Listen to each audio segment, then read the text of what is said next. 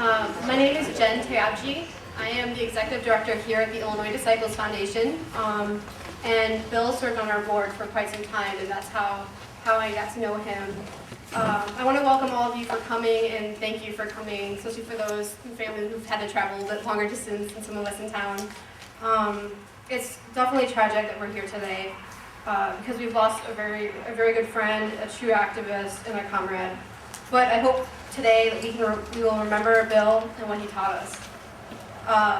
Bill served on the IDF board since 1997, and he served loyally as our secretary, which is a very fun task for anyone who's had to do it. It's a lot of note-taking, and he kept us on our toes. He'd always put something in the minutes that we'd have to take out, but it was definitely very funny, just not appropriate for board minutes. And so it was always fun to read them to see what he had hidden in there somewhere.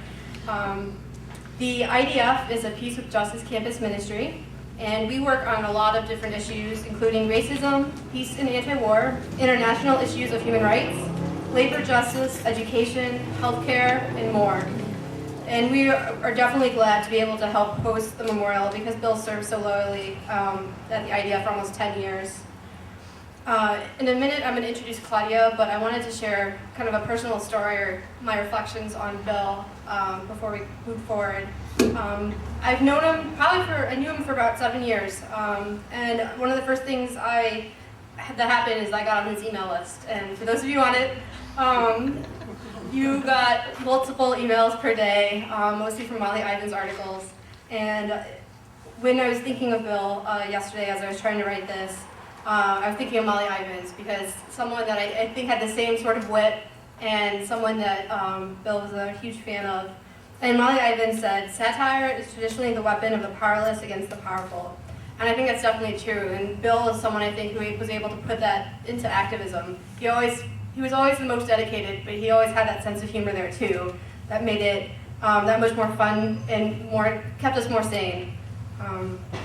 And I always think before there was The Daily Show, there was Bill. He definitely had that humor down way before Jon Stewart and The Daily Show. And when I began working on social justice work, I really thought everyone was always so serious. That to be an activist must mean you have to be serious all the time. And Bill was the one that taught me that that's not true. You can be funny and you can have a really twisted sense of humor and still be the most committed activist. And that was something I think that I will always carry with me. I will always be striving to be as witty and as funny as he is, and to also be as such a good social critic. And he was just so dedicated to his work. And even the days, he's usually very quiet, and for the days that he was in a grumpy mood, it was always under the surface, that wit. It was always ready to come out. And that was the greatest thing, because there's so many days that I'd have a bad day, I'd be upset about something, and I'd get email, or I'd talk to him on the phone, or see him in person, and he would say something that just kind of made my bad day go away, that just made things seem so much better, and I definitely laughed a lot. And I have definitely been touched by that twisted sense of humor of his, and I will definitely carry it with me, because it brings me sanity in doing activism work, and it makes me laugh when I need to laugh. So, on behalf of IDF, I want to extend our deepest condolences to the family and to the friends and everyone in the community. The IDF joins the community in mourning Bill's passing, and I think most importantly in celebrating his life, in his overflowing passion for social justice work and his unrelenting and always hilarious critique of society. So that's something I hope we can remember and carry forward. At this time, I would like to introduce Claudia Lenhoff.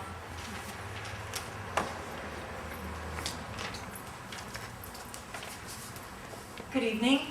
I'm Claudia Lenhoff, and I'm the director at Champaign County Healthcare Consumers, and I have the honor and privilege of knowing virtually everybody who's here. And likewise, want to thank you for coming here. I want to thank the IDF for hosting this important tribute to Bill here. We appreciate that, and especially thanks to Jen and Aaron, who worked hard to put the room together. On a housekeeping detail, I just wanted to mention that for those of y'all who have cell phones, you might want to turn them off or turn them on to buzzer so as to not be disruptive and to not feel embarrassed when that happens. So this is a very difficult process. Grieving is hard. I expect this evening that it's quite all right to cry. It's also quite all right to laugh.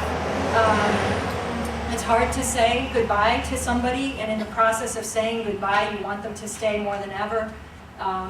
But also in the process, hopefully, we are also aware of the gifts that have been given and that continue with us. And so this is a very communal process of grieving. The Champaign County Healthcare Consumers, the Illinois Disciples Foundation, the Dental Access Program, all of us who work together and struggle, and Bill's family also, this is community, and community is, it's a form of family, and so this is a very communal grieving process, and thank you all for sharing and also for celebrating Bill's life and work.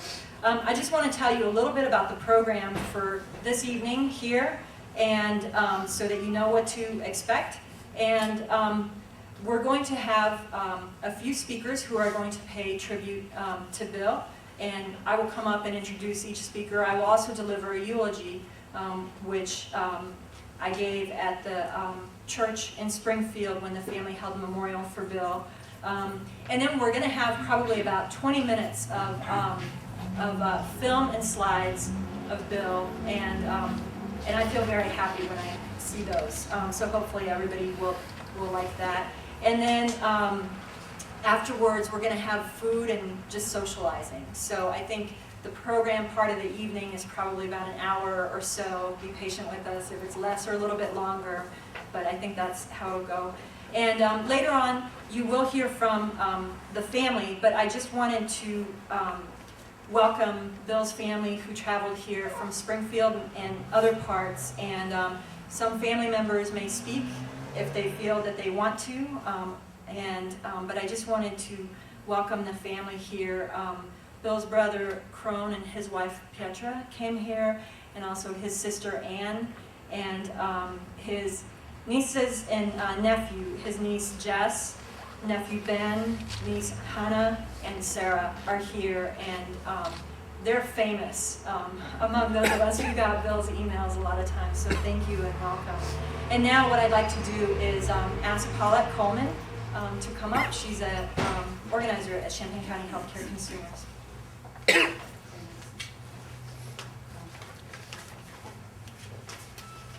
evening.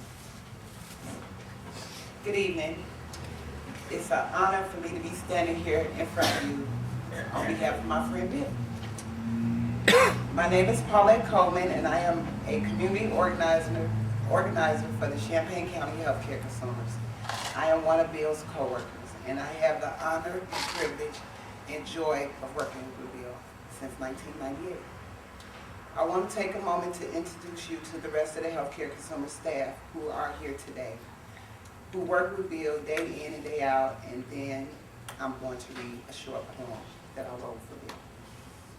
As I introduce you, would you please stand? Bill's co-workers and CCHCC family are Katie Coombs, Allison Jones, remain standing please, Claudia Linhoff, Jeff Machota, Sharon Pan, Mike Cruz, Stephanie Green, Cindy McDowell, and Jake. Rachel, is Rachel here? Rachel's here. Rachel, please stand, and Jake. There are many other people who work with Bill, including our board members, but we can't all meet one another during the social time following the memorial. Now I would like to read a poem for Bill. So you can see. Before I say this, you know, sometimes when you work with people for a really long time, you kind of take a lot of things for granted. You don't say thank you, and you don't say please. And I think when Bill passed, I realized that. So I wrote this. Thank you for being our friend and our family. Thank you for your guidance through your wisdom and your support. Thank you for your quiet kindness through your compassion and understanding. Thank you, Bill. We love you. Thank you.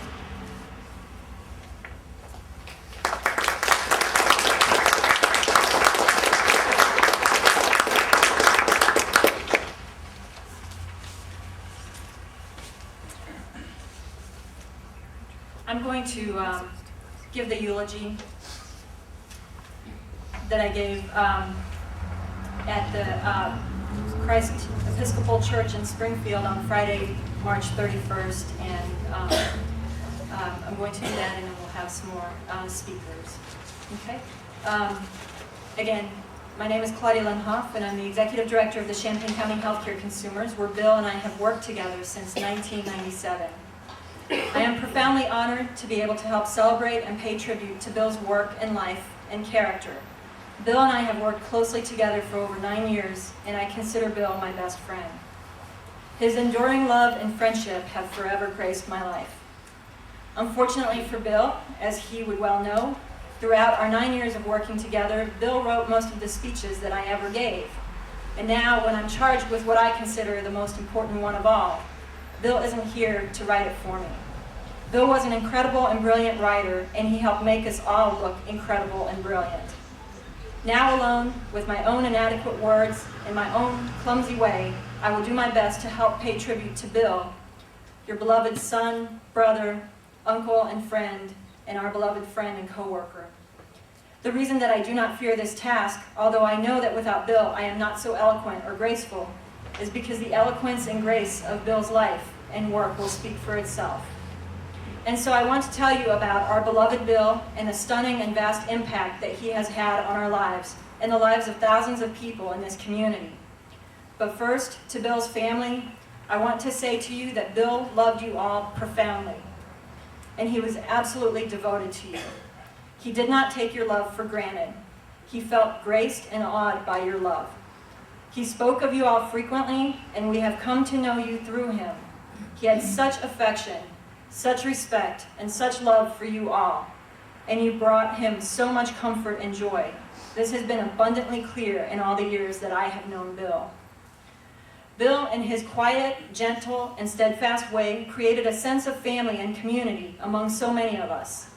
I want to tell you now about how we know Bill, who he is to us and the people here in our community, and the vast community around the nation that he has patiently, quietly, and tenderly created, and with whom he has shared his passion for justice, compassion for people, and what I consider to be his delightfully twisted and irrepressible sense of humor.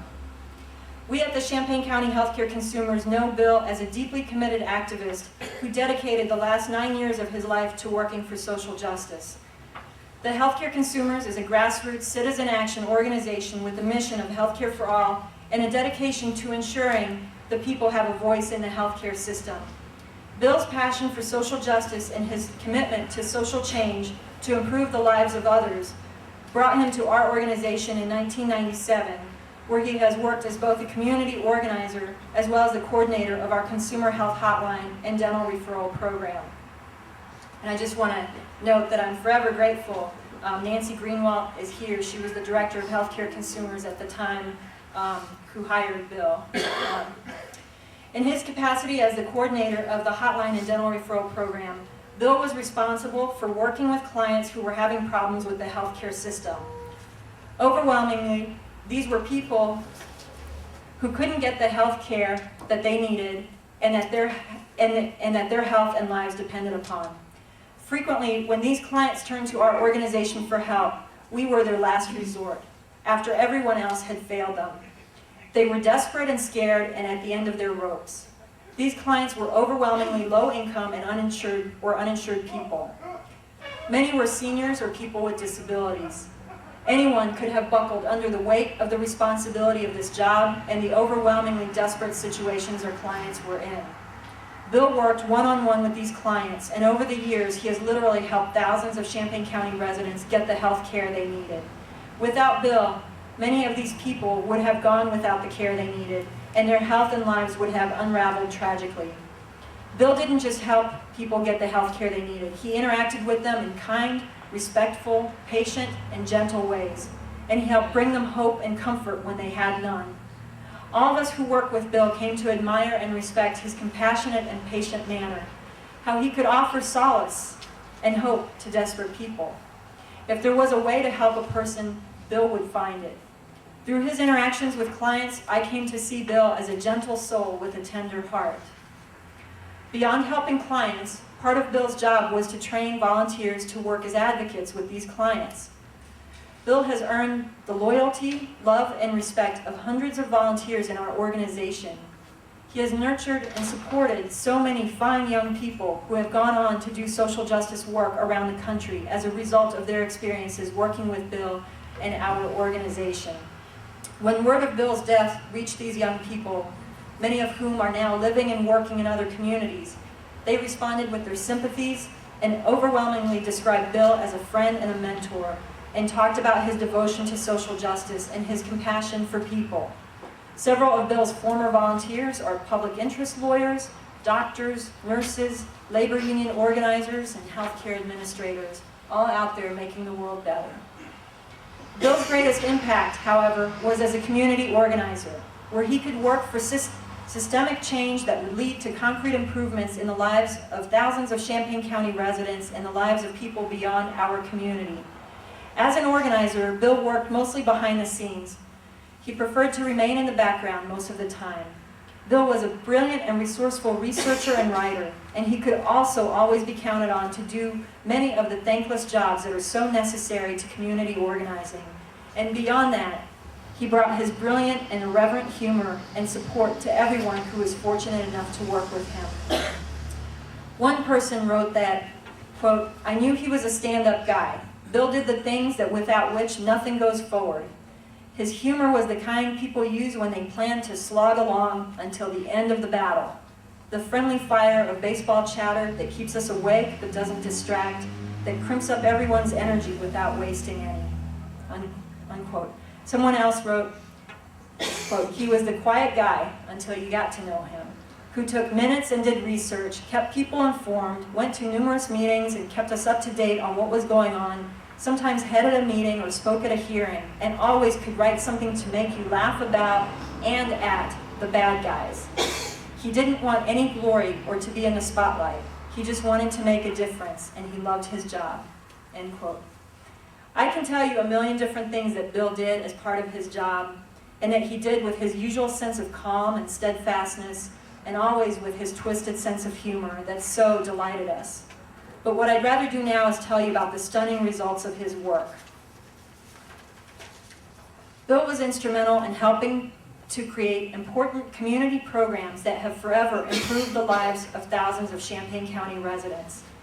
Thanks to Bill, working with others, but it's time to acknowledge Bill's role.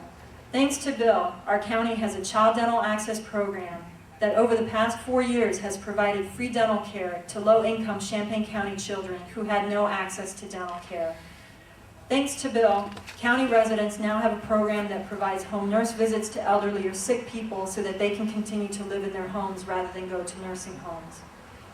Thanks to Bill, our low-income and uninsured community members can now get free and discounted care at our hospitals, where before, our hospitals were aggressively suing and even jailing low-income patients who couldn't pay their medical bills. Thanks to Bill, these aggressive and reprehensible debt collection practices were brought to state and national attention, and now hospitals' debt collection practices are the subject of congressional investigations and legislative efforts. And there are many, many more examples that I can give. Bill would tell you that I'm exaggerating his contribution to these achievements, but I'm not. It took all of us at Healthcare Consumers, and so many of you here in this room today, to make these changes. And we worked together as a team and as a community. But Bill's contributions, because he stayed out of the public eye, were frequently hidden and rarely celebrated, but always essential and powerful. If I or others of us who were more publicly visible are like the ocean, then Bill is like the powerful current that moved us. As one of our board members put it, Bill was the quiet storm that was forever spreading a calm but firm energy as he worked to bring affordable health care to the underserved and uninsured. His presence was soothing and steady, and he was unfailingly reliable and trustworthy. I want to share with you some of the other things that Bill's co-workers, board members, clients, and community members have said about Bill and what they love about him. Many people have remarked upon Bill's gentle and quiet manner, as well as his sharp and unique sense of humor. I think one of our board members summed it up best when she wrote that Bill was a soft-spoken, gentle man with a mad sense of humor. Others have described Bill as having a razor-sharp wit or dry wit, and have commented that his humor was most visible in his writing or in his low-key or quietly muttered observations. Bill's humor, at times disturbing, insightful, sardonic, irreverent, and always entertaining, has been a tremendous source of pleasure for us. Our work is difficult, and we frequently become weary. But always, Bill's humor and sharp wit would lift our spirits as Bill, in his understated way, would delight us and entertain us. He had a tremendous capacity to see the absurdities in life and make fun of the things and people who deserved it. One of our former co-workers, Brooke Anderson, who now lives in California, wrote that, quote, "It just reminded me of the countless times when I would be having a bad day or just out of sorts, and Bill would make some wise crack or send a witty email that would have me laughing so hard I was in tears. He was so funny." Through his work and relationships, Bill developed a massive network of people whom he appreciated and enjoyed, and he stayed in touch with over email.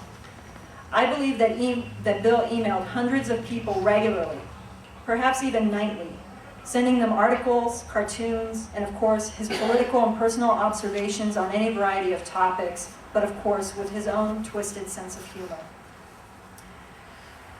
Bill had tremendous affection and appreciation for people, for his family, his friends, and his co-workers. In a quiet and understated way, he was thoughtful and engaging, and his endearing and unforgettable qualities, his kindness and patience, his brilliant humor, earned him the profound respect and affection of everyone who ever worked with him. For Bill's family, I want you to know that your brother, your uncle, was deeply loved and appreciated by all of us who knew him, and 100 more people who couldn't even be here today. And for those of you who are here today, I can tell you that Bill and I talked frequently about many of you. He would so delight in you all for things that you wouldn't even imagine, but things that were just so quintessentially you. And he had a capacity to appreciate people here and now, a capacity that too many of us have a little too late. But so as I talk to you, if I tell you that he loved you, or that he enjoyed you, or appreciated you, that's not just me saying that. We had these conversations.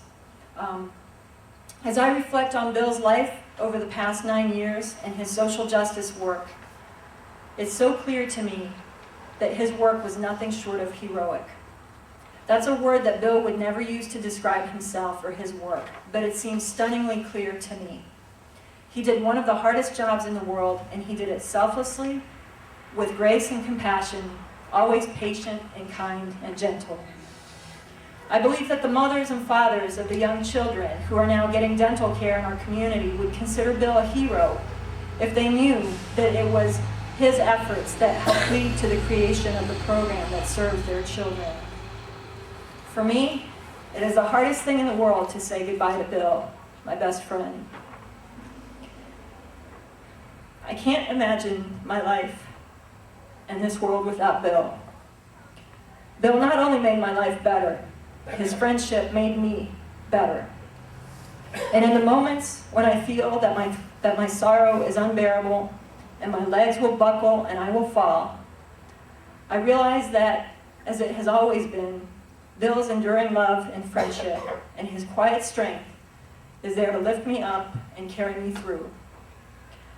I feel his strength and his love in the friendships and sense of family among all of us who shared in his beautiful and gracious life.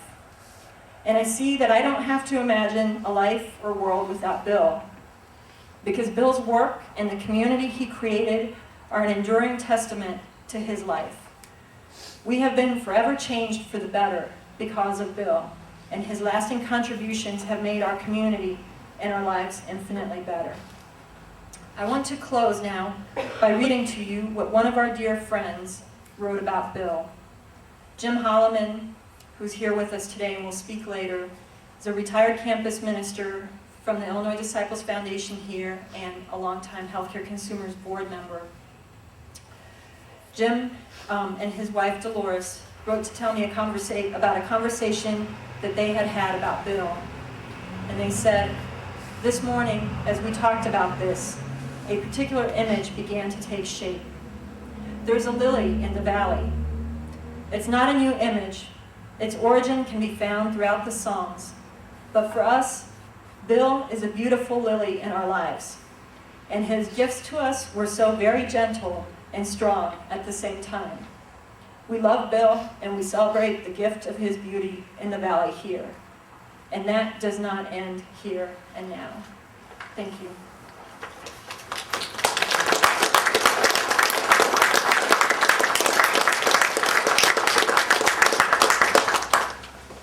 And now I'd like to ask Lisa Bell to come up and say a few words.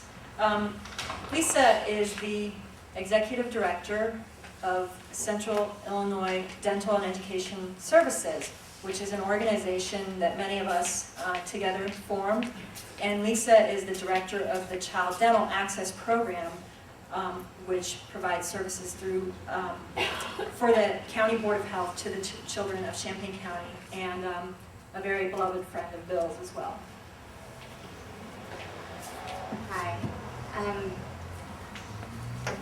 I came really close to trying to put together a written statement, and I couldn't make it happen, so I'm going to, it was very, very difficult for me, so I'm going to speak to you only from my heart, and hopefully the hearts and souls of the thousands of children and families that my work, because of Bill's support and Bill's strength, provides. I will say this to start. I am a richer and better person for having known Bill, and this community is immensely richer and better for having had him in it. I met Bill about 4.5 years ago.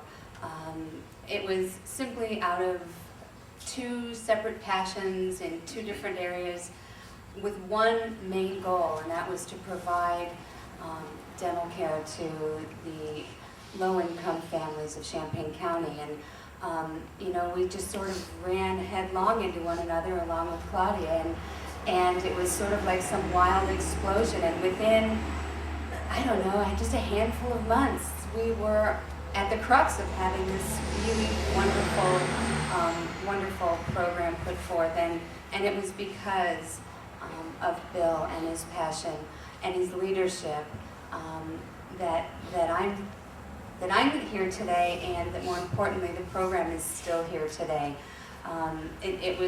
It's a struggle, and I would sit often just so frustrated and so angry, and I would quickly pick up the phone, and the first person I would call would be Bill, and he would just, in this very calm voice, speak to me, and I'm like, "No, you don't understand, I'm really mad," and he would just be, "It's okay. It's okay." And you know, we'd go off on some tangent about how crazy the healthcare system is, and before I knew it, I felt a whole lot better, and whatever it was that I called to be incredibly frustrated about simply no longer really mattered, and we just sort of moved on, which was amazing.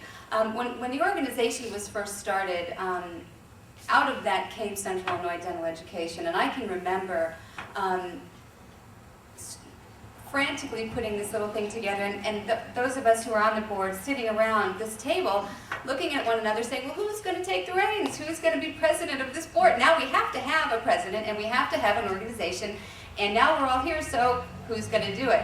And we kind of sort of looked around the room, and of course I can't do it because I'm just I'm just the employee, and there were several of them sitting around there, and I knew everybody is just amazingly busy with their own lives and their own stuff, and Bill's work at Healthcare Consumers was, I mean, I would get emails from him 24 hours a day, just like all of you, and you think, do you ever sleep? And there can't be one iota of extra time that he could possibly have. Who do you think became president of our board that evening? Bill did. And without him, and without his leadership, and his writing ability that I heard someone speak about earlier, we would write grants, and Karen in the back, who is just instrumental in that as well. Bill would research them. He'd spit them out for us, and Karen would somehow put his words to paper and make it happen. And it was very fun, and an amazing experience for me that I intend to carry on because of Bill. There's obviously times where you just think, that's it. But I have no greater drive to succeed and no greater drive to see this program continue for many years now than I've ever had in my life. And it is because I want to continue to honor Bill and the work that he did within this community, and will continue to do through our hands and our hearts for many, many, many years. I would close in saying I can remember, and I spoke to Michelle about this once, and she said, well, that's exactly what he was trying to do. I was a healthcare provider. I'm a dental hygienist. I didn't know about, running organizations and writing grants and doing all of that. And it was sort of a trial by fire. And Bill nurtured me. And I felt, and I spoke about this once before, like I was his little bitty bird in this nest, and he just kind of hovered over me and took really good care of me. And then over time, he was kind of pushing me, and I kept, being the hungry bird, I kept, crawling, just kind of clawing back for more, and he kept pushing and pushing and pushing. And I kind of thought, well, what is he doing? Why is he doing this to me? And he was pushing me to succeed. And actually, just a handful of months ago, I think he gave me the big boot in the butt and told me to get out of the nest and do what he knew I had the possibility, the capability of doing. So I'm going to feel that boot in my butt and this huge boot in my chest from loss and grieving. I will feel both of them for an amazingly long time, but hopefully the one in my butt a little bit more arduously, because that will help us all to move on, and it will help me personally to move on, knowing that he's laid the groundwork for so many of us in this community, so many organizations. I am pleased to be here. Thank you so very much for including me.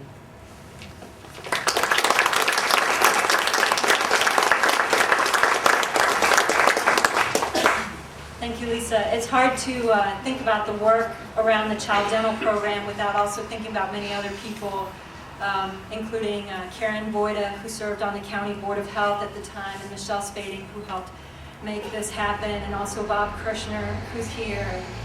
Bob has been like our guardian on so many things, protecting so many programs that we care about, and Bill really respected and held Bob in highest regard, so thank you, Bob, also for all your work. And the next person to speak is Michelle Spading, who is a very dear friend of the organizations, of Bill's family. She is, some of you might know her as a former County Board of Health member. She was one of the original Friends of Public Health who helped create the Champaign County Health Department through voter referendum that many of you participated in. And she was one of Bill's very closest friends, and she was also his partner for a couple of years, and I think one of the people who helped make Bill's life the happiest that it ever was. And so I'm going to ask Michelle to come up and say a few words.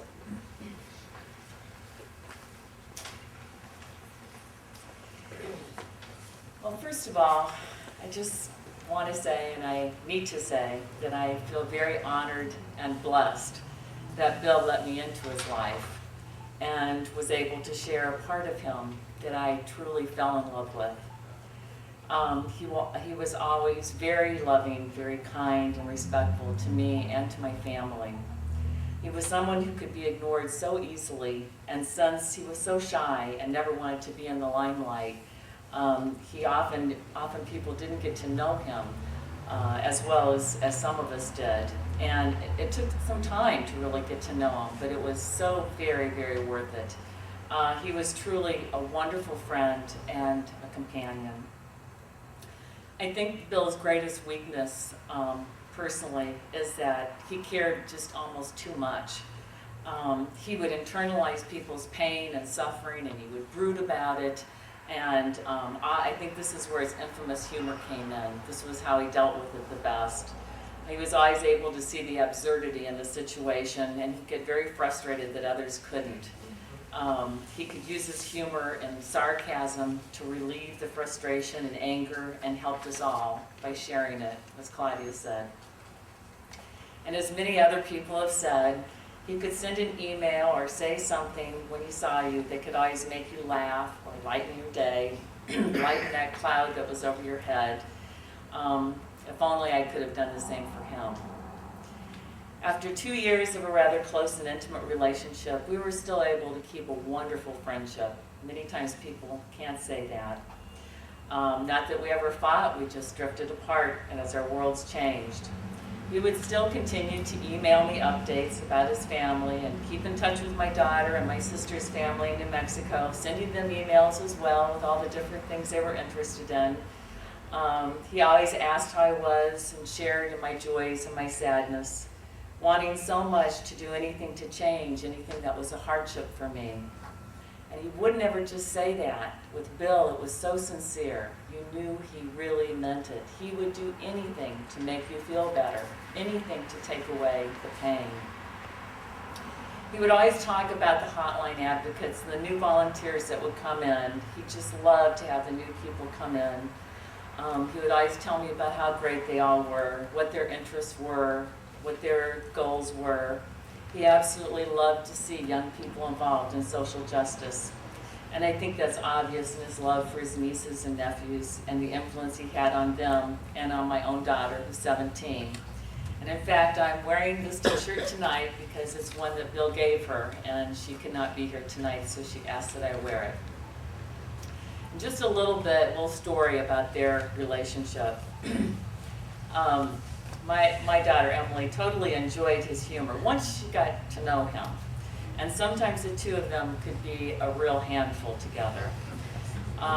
They both had this kind of irreverence about certain traditions and religious rules and regulations, which was sort of ironic since Emily went to a Catholic high school. When my daughter needed to do a report on a not-for-profit organization who used volunteers, her first choice was CCHCC. Not exactly one of the choices put forth by her Catholic high school. But it met the criteria, and she knew she would have the support of myself and Bill and many others to get the work done she needed. So, and of course, of all the programs that they do, she chose the early contraception campaign. So, let's just say there was at least one rather painful confrontation at her high school, but she handled it well. She made her point and presented her material in a way that was acceptable to administration, although not to the priest. Now, that may seem like a small thing, but it is things like this that build great self-confidence in young people at a time when developmentally they're trying so hard to find their own self-identity, and it can be very powerful. So I want to thank you, Bill. So there is a huge void in my life with Bill gone, just as in everyone's life. And he would be upset, and he would be pained to know of the many regrets that I have for not being as good a friend to him as he was to me, or maybe not being there for him and as he was for me and for other people. But he's going to have to let me have those regrets, because it's from these that I will continue to grow and change, and hopefully incorporate some of those traits in my own life to help me be a better person. I have so many, many wonderful memories, and I've gained many friends from knowing Bill, especially his sister Ann and her family, who we've come to know so well and have become important people in our lives. I have very much to be thankful for. Bill always made me feel good, gave me the strength to keep fighting the good fight, and now he needs to let me grieve, as well as all of you, his loss with his friends and family. One thing I know is that grieving takes time, and a sudden loss, such as Bill's, takes even longer. It really shakes our world. There is no opportunity to say goodbye or unfinished business. So opportunities like tonight provide a beginning, not an end. As the numbness begins to wear off and we work through our grief together, each in our own individual way. It's often a very dark and confusing path as we follow our work through grief, and it's very inconsistent with the sadness and the anger and the denial and the guilt all mixed up with all those happy memories that we have. But Bill left us all a wealth of friendship and caring in his path, and I know that together we can hopefully continue to share his memories, his accomplishments, his wicked humor, and his witty stories, and perhaps in time find some comfort and some resolution. There's a saying I have loved that probably sounds very sentimental, but it has great meaning to me and embodies how I feel about Bill. Some people come into our lives and quickly go. Some people move our souls to dance. They awaken us to new understanding with the passing whisper of their wisdom. Some people make the sky more beautiful to gaze upon, and they stay in our lives for a while, leave footprints on our hearts, and we are never, ever the same. Thank you for the dance, Bill. Your footprints will always be on my heart. Thank you.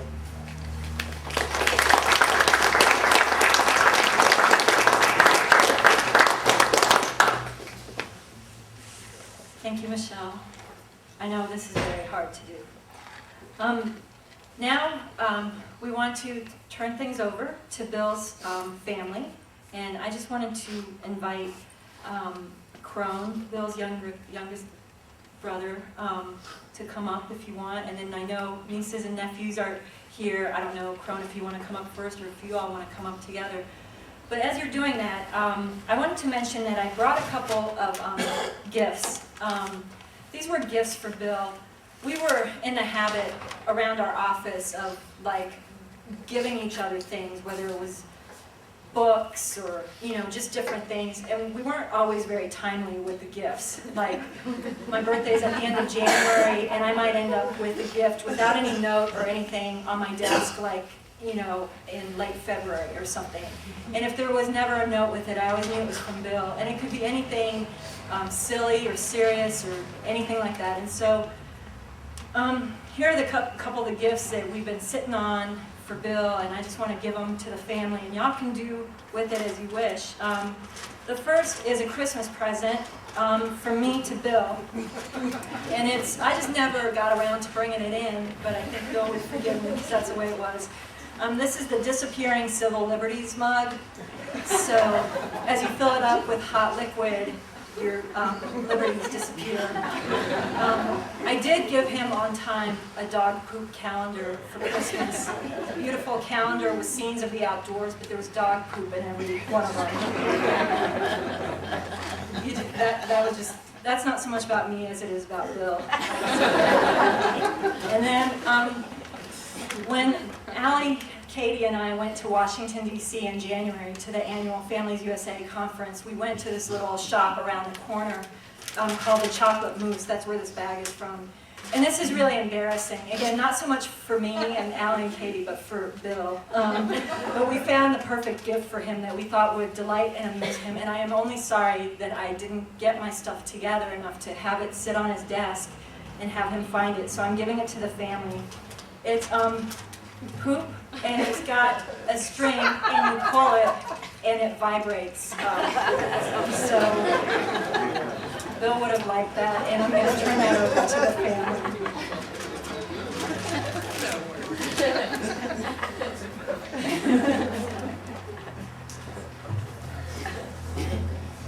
Hi, I'm Crone, and I don't know if I can use this microphone any better than my brother could.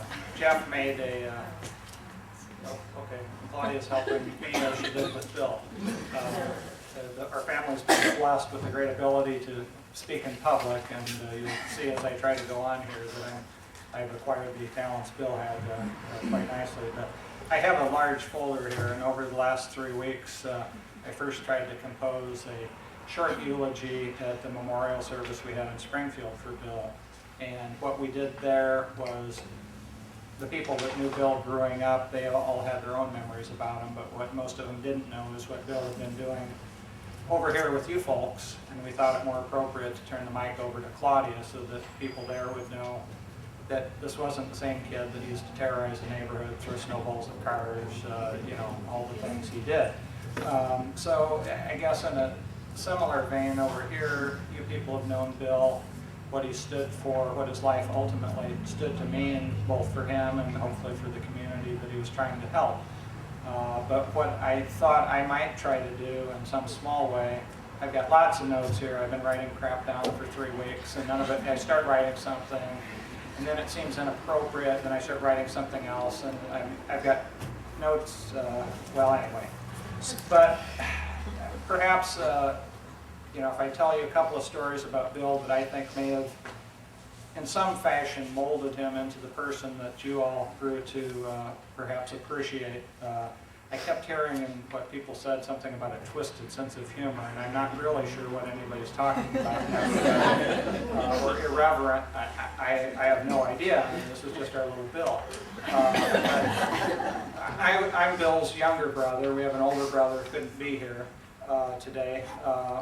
I'm the younger brother who shared a bedroom with Bill for the first 3 or 4 years of my life. At the reception following the memorial in Springfield, I think it was Paulette said, "Oh, you're that brother." And I couldn't quite understand as I looked at her, I couldn't read her thoughts to know if she assimilated my admission to being that brother with whatever Bill told her about those few years. But in any event, I was in fact that brother, and of course there are a lot of stories about that. But if I shared all the funny stories we had together, you'd be here too long, and Bill would in fact come down and smite me.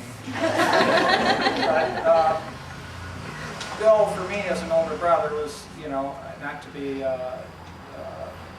well, as an older brother, he was closest to me in age, somebody I always looked up to. But more importantly, you know, while I was tagging along with him, or trying to tag along with him, much to his chagrin sometimes, he was always somebody that would go out of his way to help me. If I was tagging along with him and his friends, one winter he essentially carries me home when my feet become too frostbitten, even though he was out playing with his friends and wanted to stay out with him. I could always count on him to help me out. And I prepared a long list of things that we'd done together as kids that don't really seem relevant now, plus the fact that since I need bifocals, I can't read the damn thing anyway. But I did want to share a few stories, and I forgot one of my props. But first one, Claudia had mentioned the poop calendar and the vibrating poop, and that's something I've never seen. But, thank you. But I will say this, when Bill was a young child, it was probably about 4 or 5, and Ann could better tell the story because I was in the infant at the time, but I've heard it so many times it seems like I was there. Just to give you an idea of what Bill as a 4 or 5-year-old would do, he was sitting around the neighborhood one day with his friend Marty Rowland, and they were trying to think up new dirty words. This just seemed like a normal thing for them to do. Now at 4 or 5, your command of language is perhaps a little less than Bill's ultimately became, but the only one that anybody can remember, the only still extant dirty word, or actually more appropriately a dirty phrase they came up with, was mashed yellow beet. Now, I'm not sure exactly what that meant, but this to Bill and Marty was the funniest damn thing we've ever heard. But I think this little exercise that they went through perhaps drove home for Bill the idea that language is a powerful tool, that profanity used appropriately and well can assist in driving home a point and can make life itself and language more colorful.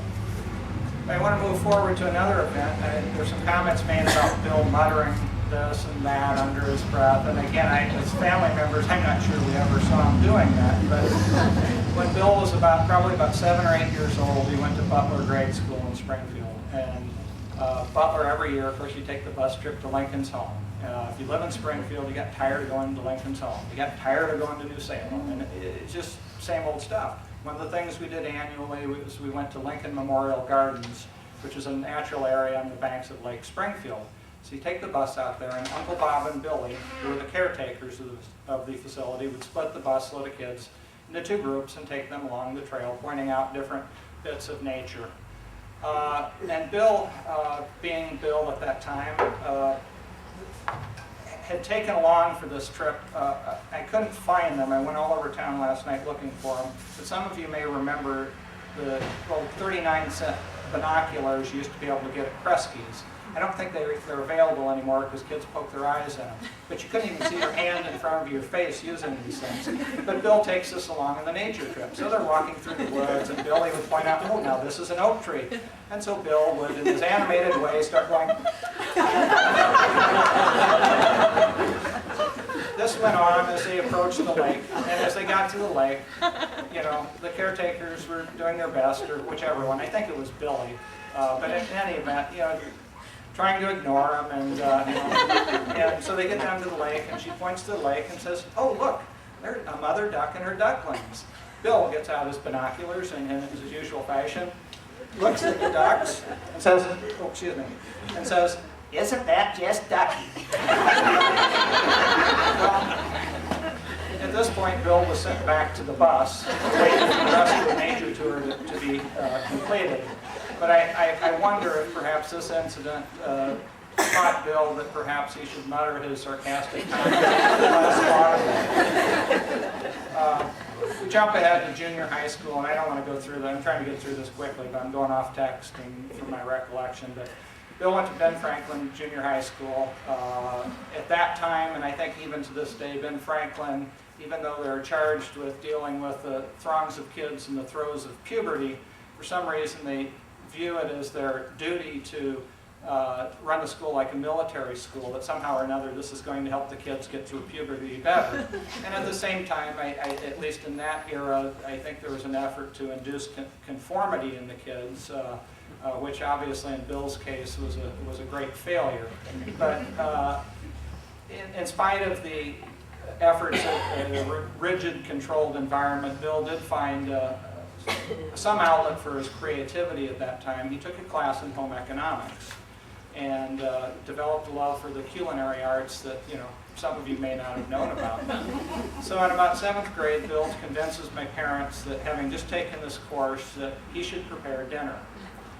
And they said, well, that's a good idea. And so what Bill prepares, he takes a hot dog and he cooks hot dogs, puts them on impales them on a stick. He dips them in ketchup and then sprinkles crunched up cornflakes on the outside of these things. Now, I can't imagine that a home economics teacher, even at Ben Franklin Junior High School, would have taught anybody to make anything that disgusting. I can only assume, and I've not called his old friends to ask him this, but it wouldn't be unlike Bill and his friends Chip Weisbaum and Tom Bruner on their way home from school to have dreamed this damn thing up. Just like him. And the other reason I remember the story is that Ann and I then had to go to my father and get some money so we could go to McDonald's. We jump ahead to high school, which wasn't much better for Bill. He was primarily, for the most part, unchallenged there as he had been. Bill was, you know, you probably already know that, but was exceedingly bright. The one teacher that did challenge him there and taught him to write, or at least write well, nobody else liked. Bernice Rappel. She's a very large, very imposing woman, and wouldn't put up with anybody putting forth anything less than their full effort. And Bill, in some way, met his match with her, but he also, I think, was the only person I know that really, truly liked her. But Bill tells the story, used to tell the story about a class with Bernice, and I was reminded of this again and looking at the clips that Jeff had made of the speeches Bill gave, and you cannot imagine how difficult it was for him to get up in front of a group of people and say anything. And some of that may have gone back to a speech he had to give for Bernice Rappel's class. And in in his usual fashion, Bill's kind of muttering and stuttering his way through it. I don't even know what the topic was. But about midway through this, Bernice picks up a blackboard eraser, throws it across the room at Bill, beams him with, and says, "Sit down, Bill." And I think, it's a tragic story in some respects. Bill thought it was pretty funny and it probably didn't do much for his self-confidence in terms of getting up in front of a group of people. But I think it perhaps convinced him that, or caused in him a preference for the written as opposed to the spoken. Anyway, just to get through this a little quicker, after high school, Bill went to Knox College for a couple years. Did very well there when he was putting forth any effort. I think he was on the dean's list a couple of times. And he transferred to Illinois State, which a lot of people wondered about. Why would you go from a nice, small, private liberal arts college to, a mill like Illinois State? And he told people, well, I got tired of being a name and I wanted to be a number. And that was Bill's explanation. He did very well there and made the dean's list a couple of times, as I remember. Mom and Dad might remember a little better, but at some point after a year or so there, he just kind of dropped out, and I'm not sure why, whether he became disillusioned and started asking himself, what the hell is the end of this? I mean, where is this going? Bill then spent about the next 10 years, and I guess the best way I can put it is that he was poet in residence at the Wooden Nickel Tavern in downtown Springfield. He worked at a job that I think he ultimately became very disillusioned with, just didn't enjoy the work. But during those years, his storytelling became legendary. Nobody could tell a story quite like Bill, nor in a short story turn a short story into a very long one like Bill, sort of like I'm doing now.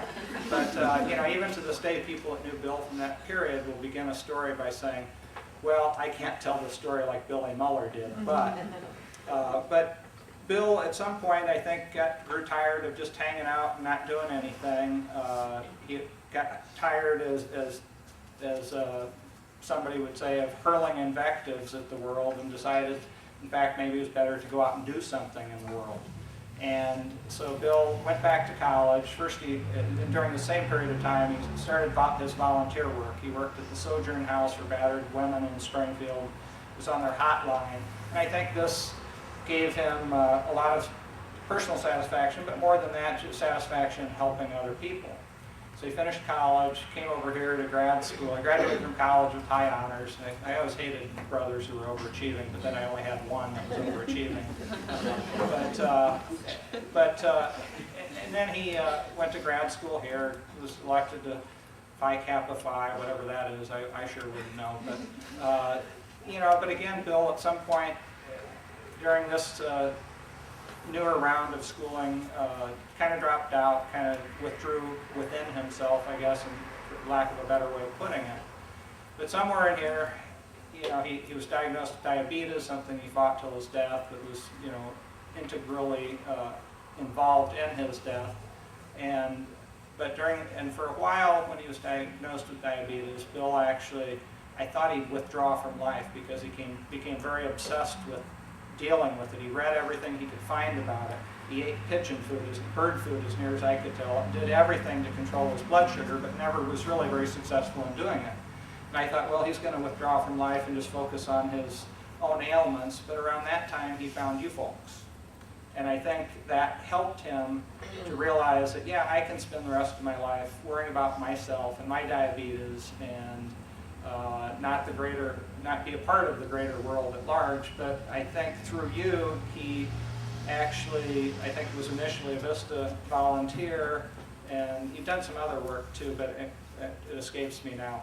But I think he really enjoyed and savored the work he did here, and while his life after that was far too short, I think his life was richer because of it, because of the experience. I'm way off my notes here, geez. And Bill was deeply committed to his work here. He talked to us all the time. Maybe he talked to you about us, but he talked to us about you because you all were his family. He took pride in the work you did. He took pride in the successes that people had over here and the awards they got. He'd tell us all of these things. He was as proud of you as he would have been if you had been his biological brothers and sisters. And I mean that. In his work here, he could also apply the many talents that he had acquired, sometimes in a harder way, over his lifetime. His studies in history, including particularly American history, and within that, minority studies and studies of the history of labor unions for freedom and justice. his studies in sociology and symbolic interaction, which helped him to recognize the tried and true methods of those in power to denigrate those who were not in power. And his brilliant ways with the pen, drawing on his cynicism and contempt to expose the inanities of the opposition. And in a lot of respects, you gave him an outlet for all of these talents, however irreverent they might sometimes express themselves. As I was reading, over the last few weeks, I've read way too much and thought way too much about all of this, or maybe not, but I was reading an introduction to a collection, or an essay by W.E.B. Du Bois, and it was probably the last major speech given by Martin Luther King Jr. before his assassination. And he was talking about Du Bois and Du Bois's impact on the civil rights movement and the causes of social justice in general. And King wrote, history had taught him, meaning Du Bois, that it is not enough for people to be angry. The supreme task is to organize and unite people so that their anger becomes a transforming force. And King continued, Du Bois's greatest virtue was his committed empathy with all the oppressed and his divine dissatisfaction with all forms of injustice. Today we are still challenged to be dissatisfied. Let us be dissatisfied until every man can have food and material necessities for his body, culture and education for his mind, freedom and human dignity for his spirit.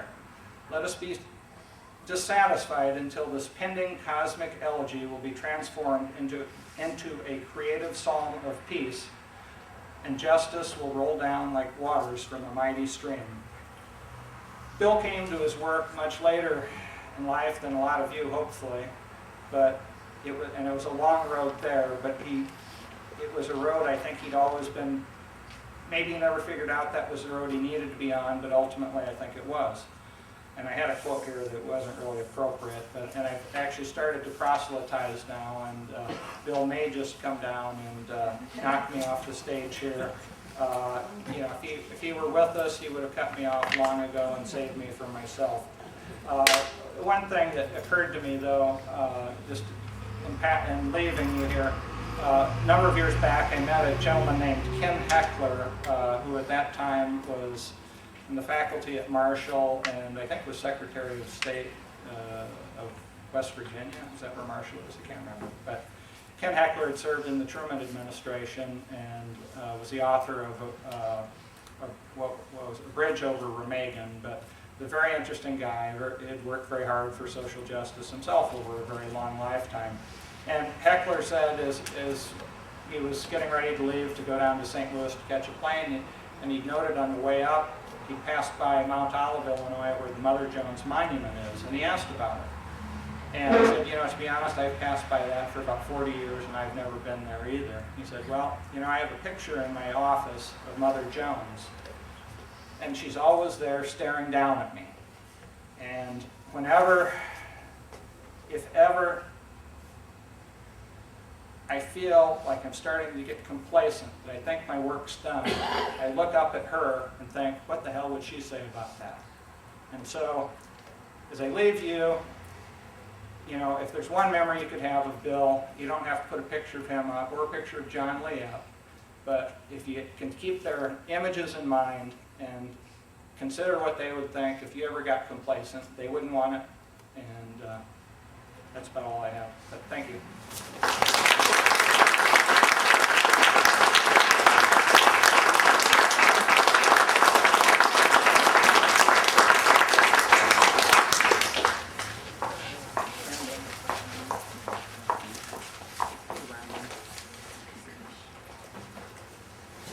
Okay, I'm probably going to have the same issues with this microphone. Thank you, Claudia, and to the rescue, of course. Okay. I did write this down, and I will try not to digress too much because I don't like being spoken at too much.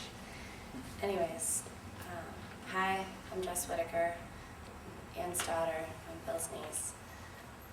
I had a really difficult time trying to find the right words for what I want to say about Uncle Bill. And since I am not graced with his fantastic ability to write witty, clever speeches, this will not be the most eloquent creation you've ever heard. Uncle Bill was one of the coolest uncles you could ever imagine. Just being around him and listening to him talk. And of course, murmur his little editorial comments under his breath, which he would do more loudly sometimes at like Christmas, when I was there. It's nice. It was always one of the highlights of going to holidays in Springfield. I had this picture that I brought with me that was helping me. He and I are talking, and we both look like we're deep in thought, of course. It was just fun. But he always gave the best t-shirts, and he always, gave the best books. It was always political books, and he introduced me to Molly Ivins, of course, and he would give me t-shirts that, they're always political or obscene in some way. And they were just, and since it came from Uncle Bill, I could wear it, So, and he always sent the best cards, and I showed Claudia this one earlier. This is one of my favorites, and I got it like last year, well, a week after my birthday probably. I mean, it's a Mueller family tradition. You can't get it on time. It's like sacrilegion in our family. And so we always sent the greatest cards, and we'd read the card, and the card would be funny, and then he would write something, and it would just, make the card look like nothing, because his comments were always better. But I realized this year, on my birthday, which was the day of the service, that I won't get it anymore. And it really made me realize how much I really looked forward to getting those, and just how cool they were and how cool he was. And now my email inbox is filled with all this random junk, advertising obscene medications and procedures and offering these fabulous opportunities to obtain free things. But it doesn't have the 4, 6, 10 more emails every day that I would get from Uncle Bill. And I know I'm not the only one in this room who is suffering from a lack of enlightening, informative emails at the moment. I actually had to go in search of these things now. And I'm not as good. I'm trying. I'm really glad to be here around so many people who know him and love him and can possibly understand the loss that I feel right now. I don't really know what I will do without him, but the impact he has had on my life is profound and lasting. I have nothing but extreme respect. This isn't enough. I have nothing but extreme respect and love for him, and I always will.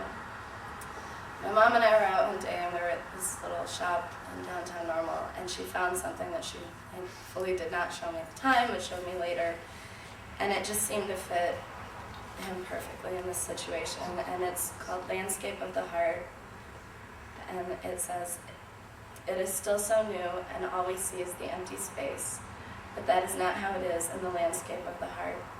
There is no empty space, and he still laughs and grapples with ideas and plans and nods wisely with each of us in turn. We are proud to have known him. We are proud to have called him friend. To me, he is an uncle, mentor, and friend.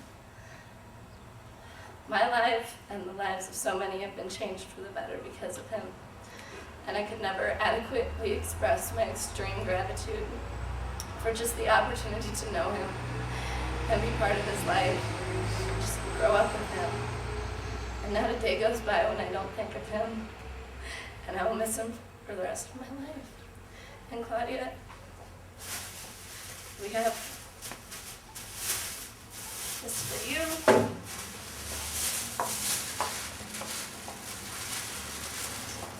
This is what we found. The last.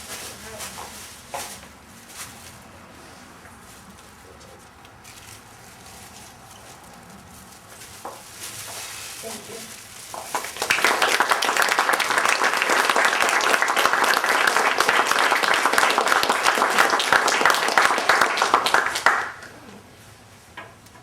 Thank you.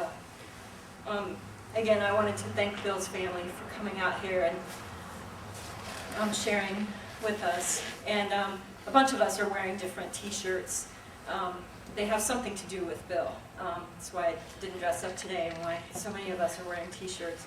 The next person and the last speaker before we go into film clip and slideshow is another very dear friend of Bill's and of many of ours, and that's Reverend Jim Holland. Jim?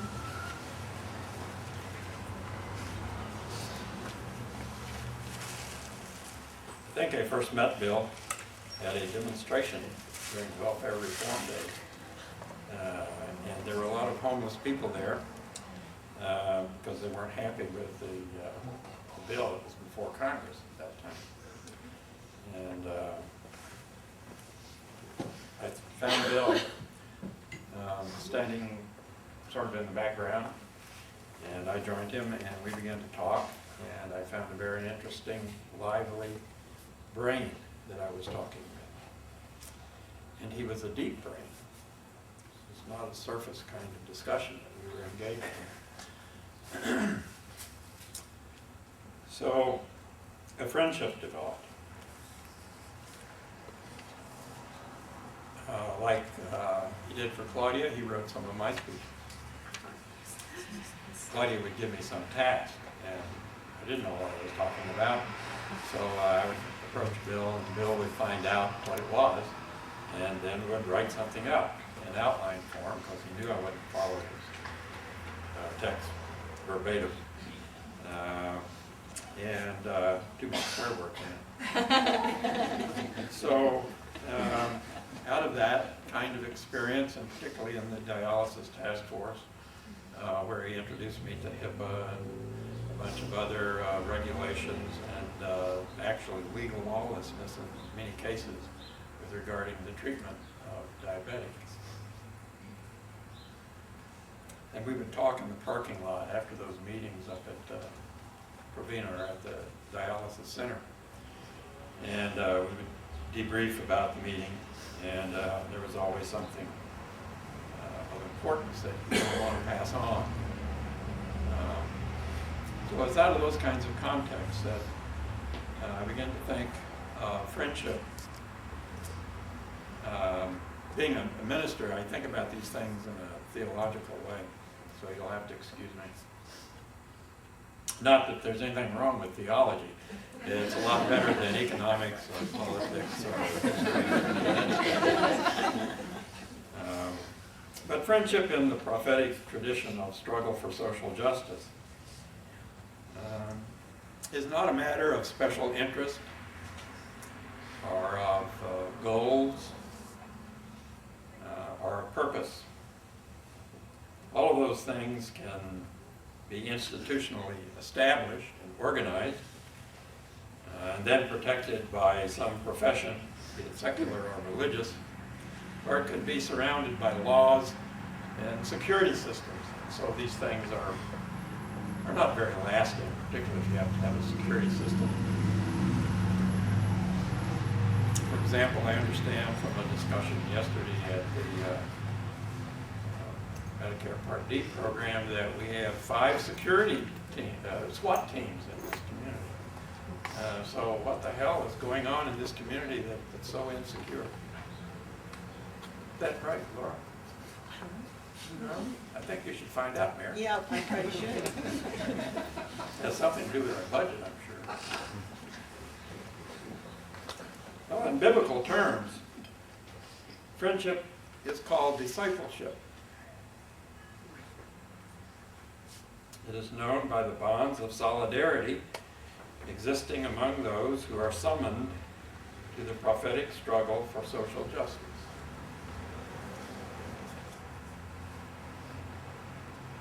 Now, I don't know when or where or how Bill first was confronted with this summons. Perhaps it was in the remarks reciting poetry.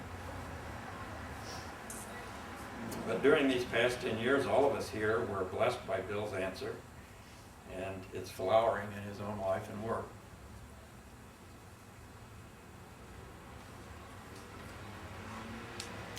In one of his recent emails, he questioned me about another friend, Robert McAfee Brown, one of the few liberation theologians in this country. Unfortunately, Brown passed on in 2001. He was a leader during the Civil Rights Movement, during the anti-Vietnam War movement, during the early days of the feminist movement, He was active in the sanctuary movement and was one of our saints in that movement. He was one of the disciples who worked within sanctuary, providing shelter and advocacy for Central American refugees who were seeking political asylum in this country and being denied it because they were viewed as economic immigrants, not as people who were fleeing violence in their homelands. And because this institution was one of the public sanctuaries in the United States, Bill had become curious about how relationships developed and how they sustained the struggle to protect people fleeing violence both in Central America and here, and how the movement sought to stop U.S. imperial intervention in Central America. So Bill was thinking pretty deep about a lot of things. I certainly learned more about the laws of this country than I ever wanted to know during that period. So together, he and I were learning that friendship does not end in either intellectual clarification or spiritual illumination, whatever those things are, but with the beauty and glory when discipleship is called to task. It's transforming life. And you and I know it, so that we can live a more just and fair way than we are.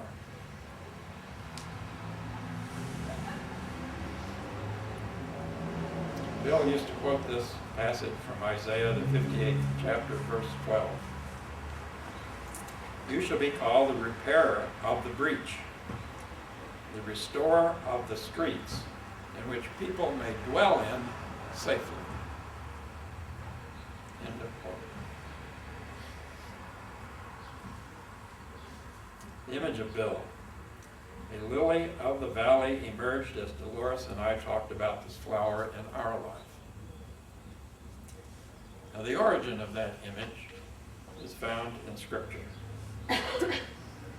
It's found, in fact, in a very sensual love song, which is found in the Song of Solomon, chapter 2, verse 1. It's interesting that lily of the valley grows out of a sensual love song. Bill knew a lot about that. Its beauty and glory is then contrasted in the next verse to the brambles in the valley's environment.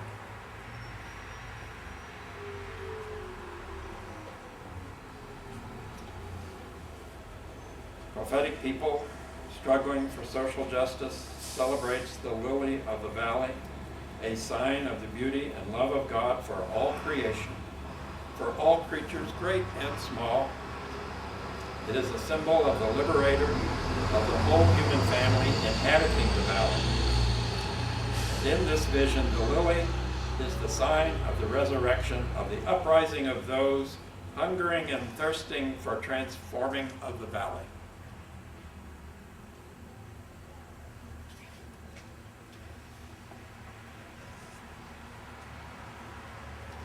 Bill was interested in what I knew about Archbishop Oscar Romero of El Salvador, because he was known as the people's bishop.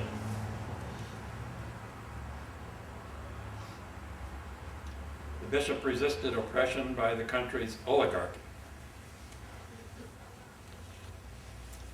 He once stood before the Joint Chiefs of Staff of the Salvadorian National Guard and commanded, "Stop the killing."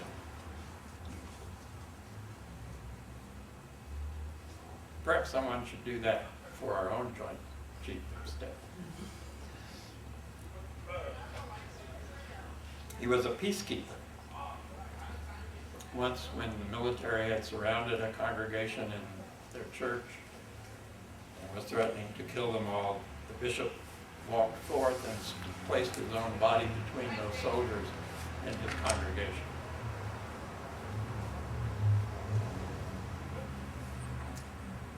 He made radio broadcasts in which he filed for all the world to know the claims of war crimes being committed against his own people by his own military.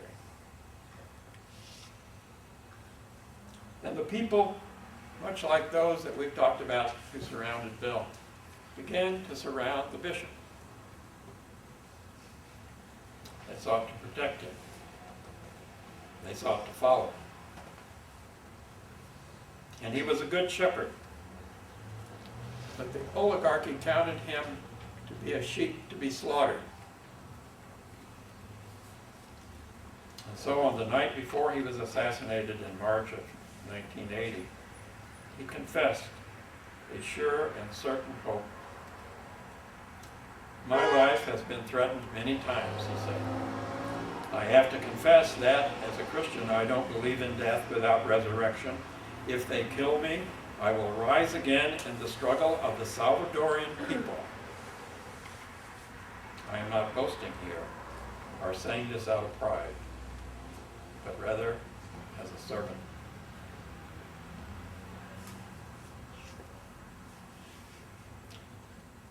And that's how I remember Bill, a lily of the valley, whose uprising even here, now, and in this place.